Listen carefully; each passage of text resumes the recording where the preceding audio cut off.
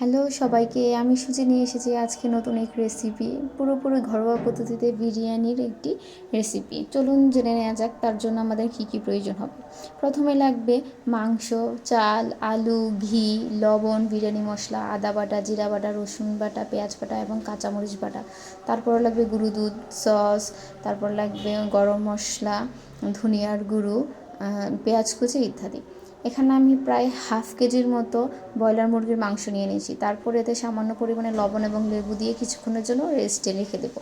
তারপর চুলাতে প্যান বসিয়ে সামান্য পরিমাণে তেল দিয়ে দেবো বেরেস্তা ভাজার জন্য। তারপর কুচনো পেঁয়াজগুলো আমরা গরম তেলে ভেজে নেব খুব লাল লাল করে। যখন পেঁয়াজের কালারটা এরকম লাল লাল হয়ে আসবে তখনই আমাদের বেরেস্তা রেডি হয়ে যাবে এবং নামিয়ে রাখবো। এবং বেরেস্তা মুচমুচে রাখতে তার উপর একটু চিনি বা লবণ ছিটিয়ে দিলে বেরেস্তা অনেকক্ষণ যাবত মুচমুচে থাকবে। তারপর বিরিয়ানির জন্য দিয়ে দেব প্যানে আলু ছাড়া তো বিরিয়ানি অসম্পূর্ণ। আলুগুলো ভাজা হয়ে গেলে আবার প্যানটা পরিষ্কার করে তাতে দিয়ে দেব সামান্য পরিমাণে তেল।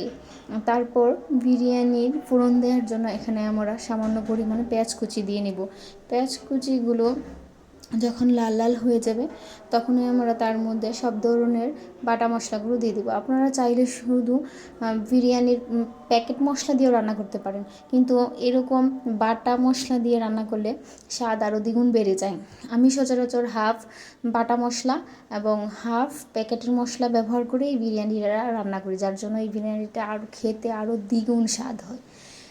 তারপর প্যানের মধ্যে সব মশলা কষিয়ে মাংস দিয়ে এবং আলু দিয়ে তাতে বিরিয়ানির মশলার প্যাকেটটা দিয়ে এরকম লাল লাল করে ভেজে নেব।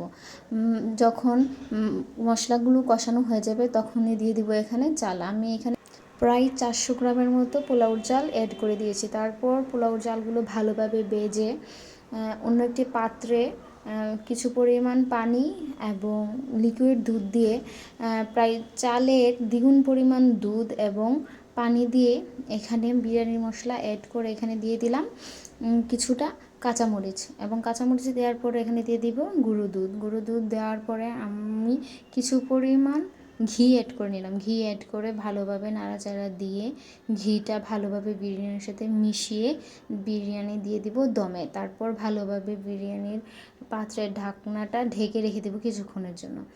তারপরই রেডি হয়ে যাবে আমাদের মজাদার বিরিয়ানি। তারপর উপরে বেরেস্তা ছিটিয়ে পরিবেশন করতে পারেন মজাদার ঘরোয়া পদ্ধতিতে বিরিয়ানি। এই বিরিয়ানিটা বাটা মশলার জন্য আরও অনেক বেশি সুস্বাদু হয়। আর কিছুক্ষণ কম জালে এরকমভাবে ভালোভাবে পাত্রের ঢাকনাটা ঢেকে রেখে দিলে এরকম ঝুরঝুরে হয়ে যাবে। তারপর পরিবেশন করুন আপনাদের মজাদার বিরিয়ানি।